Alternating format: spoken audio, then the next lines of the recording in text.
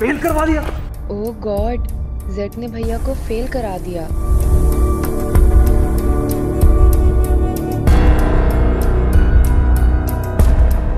हटो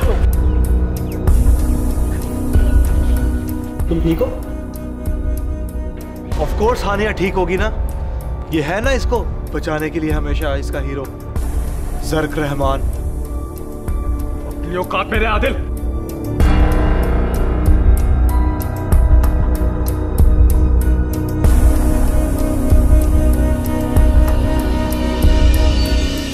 मुझे फेल करा दिया, ये कहां की औकात है? तूने किया था। बताना अपनी गंदी हरकतें इन सबको। कैसे तूने मेरे नाम से हानिया को वो पैसे भेजे और कैसे तूने हम दोनों को रूम में बंद करवा दिया? बताना, बोलता क्यों नहीं? Please stop it Z.